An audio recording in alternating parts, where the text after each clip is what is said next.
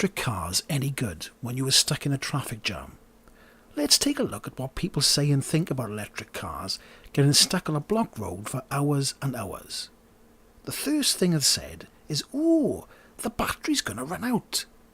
Let's see how true that is. First, let's look at what the car's battery is powering, and we will go through different scenarios like day and night and warm or cold weather. Let's take a look at the LED lights. Car headlights are a very minor energy consumer in a car, and LED headlights are an improvement over halogen lights. Let's say with all the lights on, they are around 100 watts, which means after 10 hours, they would have used 1 kilowatt hour of electricity, so headlights are a minor draw on the battery.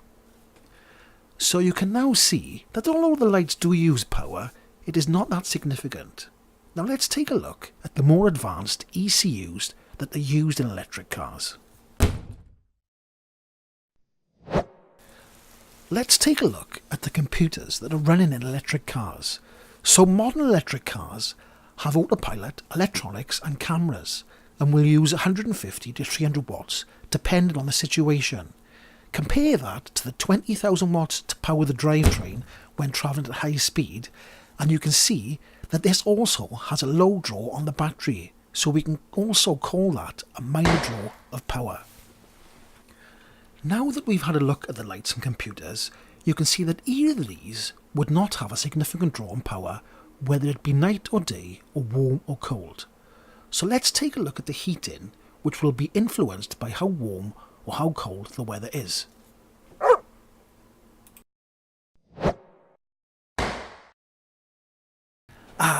This is the life.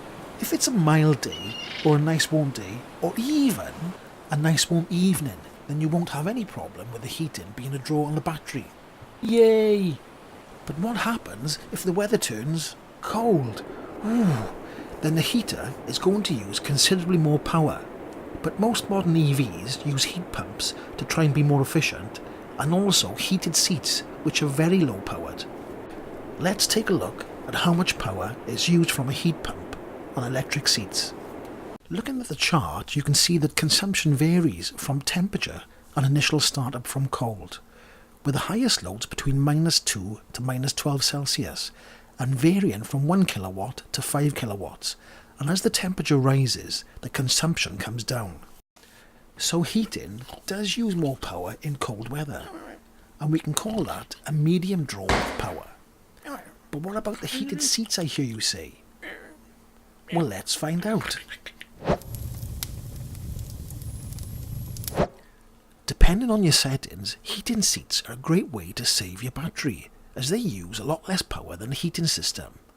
As you can see, around 45 watts at high setting is all that is needed to keep you nice and toasty.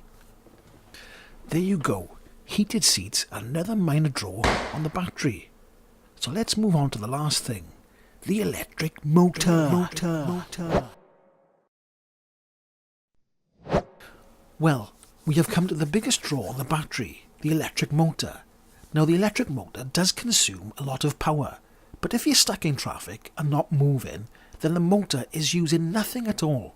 And if you crawl along for 5 miles in traffic, then you still have only used 5 miles of range. So the electric motor does have a large draw on the battery, but when you're stationary, there is no draw at all.